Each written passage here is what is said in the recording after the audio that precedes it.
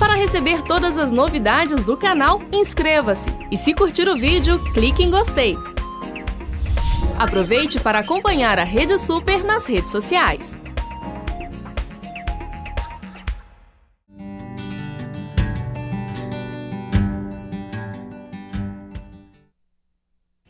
Doutor Irlan Mello. O quadro, o seu, você gostou do seu, meu, nosso advogado? Nosso advogado, é isso aí. No dia que eu precisar, eu vou querer contar com você, viu, e doutor com Irlan? certeza vai ser muito bem atendido. Espero não precisar de contar, assim, de recorrer verdade. aos seus préstimos. Pois é, mas se precisar, né, você sabe que pode contar. Verdade. Que bom. E hoje nós vamos falar sobre seguro de acidentes. É isso mesmo, doutor Irlan? É isso aí, nós vamos falar sobre seguro de acidentes, mas eu gostaria de, antes de começar a falar desse tema, lembrar aos telespectadores que ontem a nossa presidente, ela vetou, né, o projeto de lei que já foi aprovado, inclusive, pelo Congresso Nacional, tanto pela Câmara dos Deputados quanto do Senado, onde alteraria a regra para aposentadoria, mudando, utilizando-se a fórmula 85-95. Ela vetou isso, porém, ela editou uma medida provisória e essa medida provisória ela passa a valer a partir de hoje e nos primeiros, até o final de dezembro de 2016, essa fórmula está em vigor, 85 para mulheres, 95 para homens. O que significa isso, né? Significa o seguinte, que uma mulher com 50 anos de idade e 35 anos de contribuição já pode se aposentar. Isso é imediato. É claro que esse veto vai ser apreciado e tudo indica que ele vai ser derrubado, ou seja, essa fórmula provavelmente ela vai permanecer. Mas então, você que, por exemplo, uma mulher hoje de 50 anos que começou a trabalhar com 18, ela só poderia se aposentar aos 60, ou seja, ela teria que ter 42 anos de contribuição. Nesse caso agora, ela já pode aposentar imediatamente. Então, vale a pena, né? Ah, sim, com certeza. E a gente vê aí, porque a presidente, a proposta do próprio governo era 100, 105... Na verdade, a proposta é 195. 195. Porém, a medida provisória que foi editada, ela prevê uma progressividade e daqui a pouco chega-se no 95-100. Então, começa com 85-95 e vai subindo de 2 em 2 anos ou de acordo, por exemplo, com a expectativa de vida da população brasileira até se chegar na fórmula 95-100. 95-100. Muito bom. E hoje nós vamos falar sobre seguro de automóvel, seguro pessoal. Isso. E começo já perguntando, sobre seguro pessoal, varia com relação à idade, doutor Irlan? Então, seguro pessoal, né, como o próprio nome diz, ele não depende de idade. É claro que um seguro pessoal para uma pessoa mais nova, normalmente os valores são menores, porém não se existe uma idade para fixar o valor do seguro. Normalmente esse valor é fixado de seguradora para seguradora, então não há assim, um limite de idade. Existem seguros especiais, por exemplo, um seguro para um maior de 80 anos, para um maior de 70 anos, são alguns seguros especiais, porém não há limitação na questão da idade. Doutor Irlan, sim. A pessoa, ela tem, assim, várias apólices, ou mais de uma, pelo menos. Aí acontece um sinistro. A família recebe a indenização por todas elas ou pela de valor mais alto?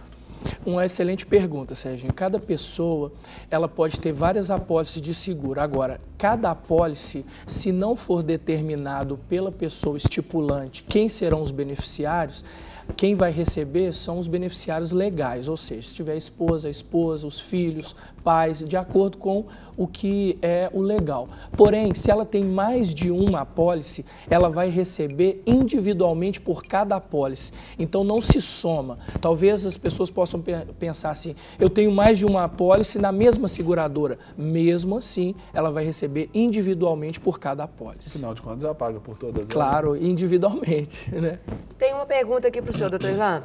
Eu tenho um plano de saúde. Se eu comprar aí um seguro de acidentes pessoais e precisar ficar internado por causa de um acidente, tenho direito à indenização?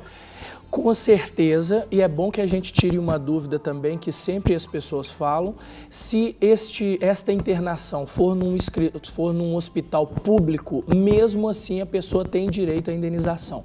O que precisa ser observado nesse caso é se na apólice de seguro existe a cobertura para a internação. Se existir a cobertura para a internação, e também é bom observar que normalmente nas apólices de seguro o período de carência mínimo é de 15 dias.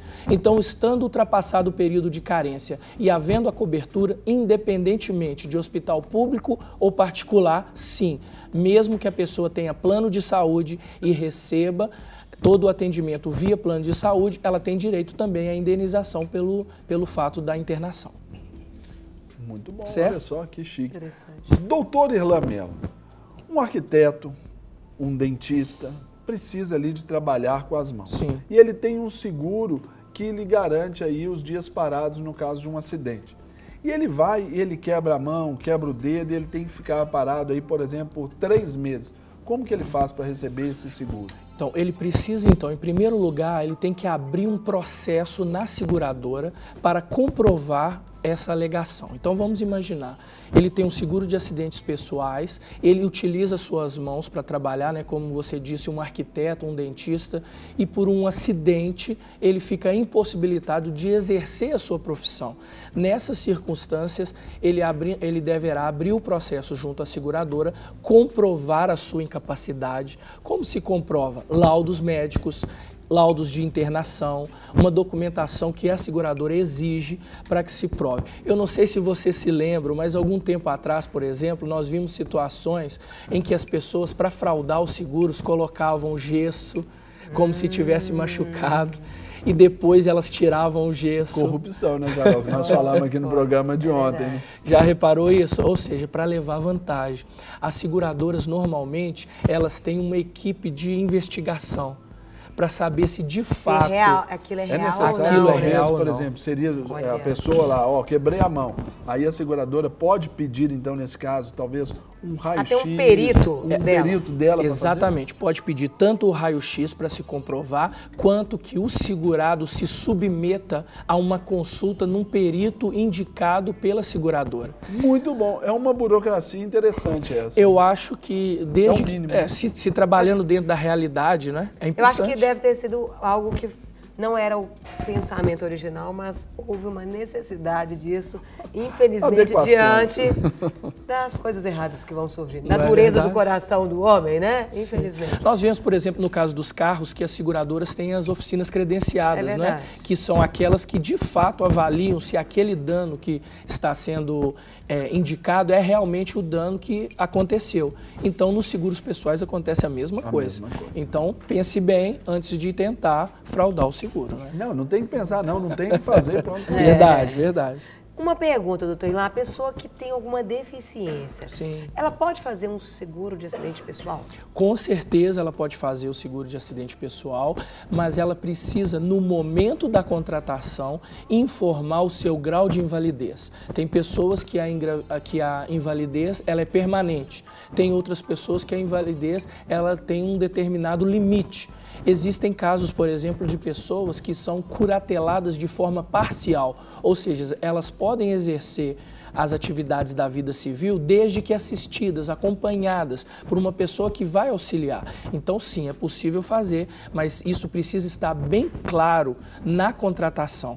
O problema que acontece muitas vezes é esse. As pessoas não colocam na contratação a veracidade, a verdade. E aí, na hora de receber, elas não recebem. Por quê? Porque aquela condição pré-existente não foi informada. Então, por exemplo, no caso de uma pessoa, ela sofreu um AVC. Certo. E aí teve um dos seus lados ali paralisado, segundo o atestado médico, o diagnóstico médico, é uma paralisia permanente. Sim. E ela aciona o seguro para receber. Ela tem um seguro de acidentes pessoais. E a seguradora veta. Isso está certo? Está correto. Mas por que está correto? O AVC ele não é considerado um acidente pessoal. Por quê? Qual é o conceito de acidente pessoal? É algo que acontece de forma externa. Quando o AVC... Uma batida, caiu da exatamente. escada. Quando é um acidente, algo imprevisível de forma externa.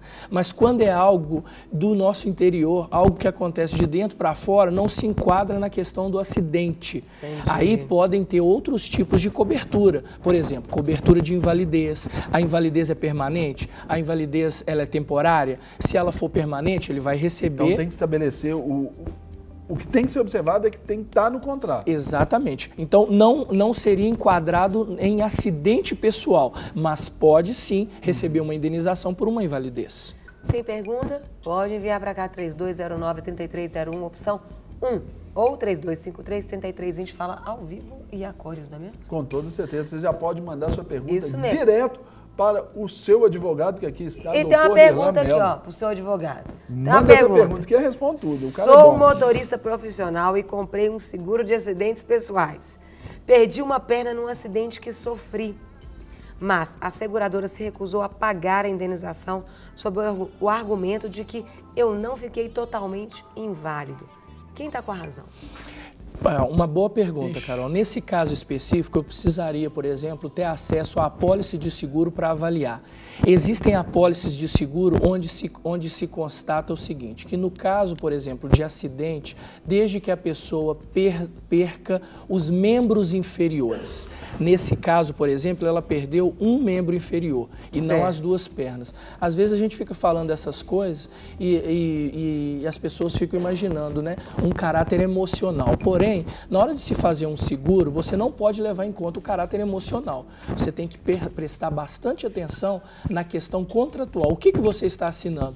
Se no seguro estiver constando, na apólice de seguro, que a perda de um dos membros inferiores gera direito à indenização, você vai ter direito. Porém, se estiver constando que somente a perda dos dois membros inferiores é que vai ter direito à indenização, aí a pessoa não vai ter direito. Mas isso tudo também pode ser levado ao judiciário, ele pode procurar, por exemplo, um advogado de confiança ou a Defensoria Pública e ingressar com ação para discutir a legalidade ou não da negativa da seguradora. Tá certo? Interessante. Doutor Irlan, agora sobre acidentes do trânsito, a gente tá aí para cima e para baixo, aí uma pessoa que numa colisão ali, numa batida, o cidadão segurado, ele assume a responsabilidade pelo outro não segurado. Certo. O que ele incorre de risco nisso aí? Do ponto de vista espiritual, ele está atraindo uma maldição para a vida dele, né? Porque ele está mentindo, né? Então ele está mentindo, ele está incorrendo. O pessoal tenta fazer esses acordos ali, não tem Pois seguro, é. você tem? Não, então aciona e tal, eu pago a franquia. Parece que é um bom acordo para as duas partes, né? Porém, vamos lá, no caso, por exemplo, do segurado que está assumindo a culpa por um acidente que ele não provocou. Então, vai ser lavrado um boletim de ocorrência e ele vai estar mentindo para uma autoridade policial. É um jeitinho brasileiro aí? É o jeitinho brasileiro. Então, ele está cometendo um crime. Por quê? Porque ele está declarando falsamente algo num documento público. Se a seguradora descobrir, além de não pagar, ela pode cancelar a apólice de seguro e se ela tiver pago e mesmo assim descobrir, porque ela tem ainda 3 anos para tentar descobrir isso, ela pode inclusive solicitar o ressarcimento dos valores que foram pagos indevidamente em dobro, com juro e correção monetária e ainda pode pleitear uma ação de danos morais contra a pessoa que participou do seguro, né? Carol e doutor Irlan, que eu estou com a conclusão que cada dia mais a gente vai chegando. Gente, o crime não compensa. Nunca. É verdade. E, doutor Irlan, à noite cheguei cansada, e aí não deu. Da rádio? Pode ser da rádio. Do núcleo. Pode ser do núcleo. Núcleo do Bar Castelo. hein? Lagoinha do Doutor- Bar Castelo. Pois é, chama o doutor Vai. Irlan para ir Que lá. legal. Você tem que ir lá conhecer, Lagoinha Sim, do Castelo agora. Que bênção, glória a Deus. E aí eu cheguei cansada. Sim. Não guardei o carro na garagem, doutor Irlan. E aí, roubaram, em nome de Jesus, isso não. Na minha vida, não. Mas o carro da pessoa foi roubado, ela Sim. ficou cansada, não guardou. Eu pergunto, a seguradora, ela paga ou não paga aí essa indenização? É uma excelente pergunta, porque quando você faz a contratação do seguro, normalmente você responde a várias perguntas. Isso. Uma das perguntas é, o carro fica guardado onde? Aí você responde lá, garagem. Por que você está respondendo isso? Porque você dizendo que o carro fica o tempo todo na garagem, o valor do seguro é menor, porque o risco de roubo é menor. Agora, pode acontecer de ter sido roubado fora da garagem? Pode acontecer. A questão é, havia uma habitualidade de deixar o carro fora da garagem, assinalando que deixaria sempre na garagem? Se provar que, apesar de você escrever lá que sempre colocava na garagem, mas você sempre deixava fora da garagem, então você mentiu na hora da contratação. Mas nesse caso da Carol aqui, que foi uma eventualidade, com certeza o seguro vai pagar. Ele vai pagar, não tem como negar a cobertura. Se negar, aí ele pode ingressar com ação na justiça. Lembrando também aos telespectadores que nos valores até 40 salários mínimos, você pode ingressar com ação diretamente nos juizados especiais. E no valor de até 20 salários mínimos, você inclusive dispensa a utilização de um advogado e você mesmo pode ingressar com ação. Então, situações corriqueiras do nosso dia a dia, saímos para um restaurante. Sim. Vamos lá comer aquela picanha que você já me ofereceu, que você já até me convidou, inclusive, doutor Irlan. E aí eu deixei com o manobrista. Ele convidou, mas deu certo? Não, até hoje não. Então tá. Nós estamos na oração. Vai chegar lá, vai chegar. Vai chegar. Você tem fé. É porque ele só convidou você. Se ele tivesse convidado os dois, eu acho que isso tinha dado certo. Isso. Agora aqui. Boa, Carol. Então, a união faz a força, agora, então vamos churrasco. Agora eu me senti pressionado. Ao vivo e a cores aí, ó. Agora, doutor Irlan, então deixei lá o carro com o manobrista. E ele foi lá e deu aquela massagem no carro lá, bateu o carro. O que eu faço? Pois é, ó. Normalmente, Serginho, os serviços de manobrista é obrigatório a contratação de um seguro. Então, você não vai precisar, teoricamente, acionar o seu seguro, mas o seguro que foi contratado pelo estabelecimento que forneceu o manobrista, ele será acionado e você vai ter o ressarcimento. Lembrando que, no caso, por exemplo, de você deixar com um flanelinha, aí você não tem seguro.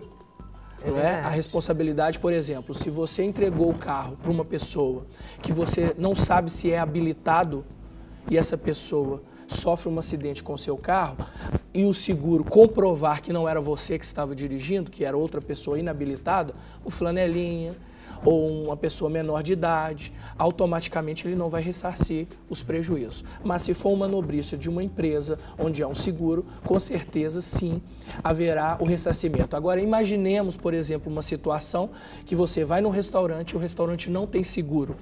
O seu seguro vai pagar e ele pode ingressar com ação regressiva contra o estabelecimento. Agora, por exemplo, tem essa modalidade aí onde eu tenho seguro, eu sou o motorista, Sim. o condutor principal, minha esposa é o substituto. Não é isso? Sim. Aí só que eu emprestei meu carro para você e você deu nele uma chapada lá. Como que fica? Então, se demonstrar o caráter eventual disso, e a pessoa que você emprestou for uma pessoa habilitada, Tá tudo certo. o seguro vai pagar da mesma forma. Ah. A questão é você entregar o carro para uma pessoa inabilitada ou essa questão ser não uma eventualidade, mas um hábito. Um hábito. Então, Algo constante e que você omitiu na contratação. Porque na contratação, normalmente eles perguntam assim, menores de 25 anos dirigem um carro? Aí você coloca, não. Então, um dia aconteceu de dirigir, aconteceu um sinistro, a seguradora vai pagar. Porém, se ela conseguir comprovar que isso era frequente... E ela vai atrás. Vai atrás. Por quê? Porque ela quer diminuir o custo dela. Então, vamos imaginar, você não colocou, mas você tem um filho menor de 25 anos que todas as noites vai para a faculdade com o carro, mas você não colocou nada. E aí ela descobre isso. Porque, por exemplo, o acidente aconteceu onde? Numa faculdade. E você estuda? Não. Quem é que estuda lá? Meu filho. Já vai levantar o sinal amarelo. Silas. E aí vê o boletim de ocorrência. No boletim de ocorrência, quem é o condutor? O menino. Então, ela pode sim negar a cobertura nessas circunstâncias. E no caso daquele que saiu curtindo ali, tomou todas. Alô, E Arturo aí? Vidal, um grande abraço. Aí ele bate o carro. Tem cobertura de seguro? Pois é, vamos lá. Primeiro... Aqui, só uma parte aqui, eu falei, Arturo Vidal é o cara lá, um atacante Chile, da né? seleção chilena, o artilheiro até então da Copa América aí, o cara esmagou uma Ferrari. De 2 milhões de dólares. E ele tomou uma, ou seja, Silas, né? E ele ainda disse assim que... me algeme e toda a nação será prejudicada. Olha a audácia Eu dele. gosto da sua gentileza, sua educação, seu polimento. Ele não falou muito bem assim, não, além do que ele é recorrente. Aqui só um... É verdade. Mas então, no caso, por exemplo, da embriaguez, o que acontece? Tem uma sutileza legal nisso aí. Qual que é a sutileza? Precisa estar comprovado que ele estava embriagado. Então precisa-se do teste do bafômetro. Ah, mas não tinha o teste do bafômetro, a pessoa se negou a fazer o teste do bafômetro. Mas o policial, ele pode constatar no boletim de ocorrência que aquela pessoa, ela estava com sinais claros de embriaguez. Nessas circunstâncias, o seguro não vai pagar a indenização. Porém, se não houver uma comprovação através do boletim de ocorrência, porque acontece em muitos casos, por exemplo, Carol, da pessoa estar embriagada, comete um sinistro, um acidente, e foge, vai embora. No outro dia, manda alguém buscar o carro, e no outro dia, uma pessoa vai, e aí no outro dia ele vai e faz o boletim de ocorrência. E no outro dia ele não está mais alcoolizado e não consta nada. Nessa circunstância, a seguradora vai pagar. Sem contar, eu fiz essa pergunta, né? Mas vamos ser sinceros que vai muito além de um seguro, né? Com certeza. Você dirigir embriagado é um sinal de falta de respeito, falta de amor próprio e amor ao outro, né? Porque você não está ali com suas condições realmente aptas, você não está habilitado, apto a poder estar dirigindo aquele veículo, né, doutor? E imagina, por exemplo, as pessoas... Causa um acidente, mata alguém. E os passageiros que entram num carro sabendo que a pessoa está embriagada. É como se ela estivesse participando de uma roleta russa. Isso mesmo. Sim. Que se a bala estiver no ponto aqui, certo... Fora as brincadeiras à parte, nós citamos o caso aí desse jogador de futebol, ele estava com a esposa. Sim. Imagina o trauma. Ele não nenhum. aconteceu nada. A esposa ainda Quebrou teve uma luxação no braço, alguma coisa assim. E o carro dele ficou assim parado, por milagre, por sorte, antes de cair numa outra rodovia lá que poderia ter proporções muito maiores, né? Então, é por isso que a Bíblia nos fala, a lei é para o louvor daqueles que praticam o bem, a lei é para nos proteger e para castigo dos malfeitores. A lei seca, ela nos protege, por exemplo, né, nesse caso aí, né? Com certeza, é muito bom a gente observar, né? Doutor Irlan, o senhor, na sua categoria, alguém que gosta do futebol, o senhor foi dar uma rodadinha ali aqui nos países do Mercosul, o senhor foi para o Chile, lá para assistir a Copa América lá e tudo, jogo da seleção, e lá aconteceu um sinistro, né? Bateu, ou você foi roubado no carro lá. Sim. E nesse caso? Olha, mais um motivo, pastor Serginho, para que todas as pessoas que forem contratar um seguro observarem o contrato. Normalmente, no contrato, você tem a cobertura do Mercosul.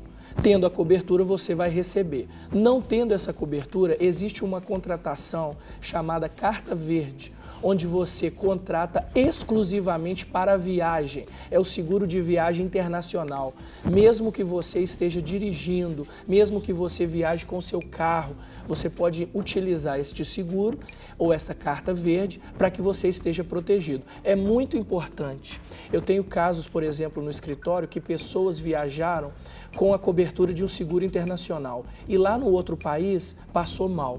Aí o que aconteceu? Com o cartão de seguro, ela foi atendida no hospital, todas as despesas foram pagas. E depois ela recebeu, por exemplo, ela recebeu em casa um extrato dos gastos que foram utilizados ali. A conta ficou em 13 mil dólares. Porém, como ela tinha um seguro, ela não pagou nada. Então é uma situação que vale a pena sim, você estar protegido. Tem pessoas que não gostam de fazer seguro, acham que é desnecessário. Porém, só na hora da necessidade é que a gente percebe o quão bom é você ter um seguro. Muito bom. Tá certo? Doutor Irlan, show! Qual que é o seu número? Eu voto no seu. Para receber todas as novidades do canal, inscreva-se. E se curtir o vídeo, clique em gostei. Aproveite para acompanhar a Rede Super nas redes sociais.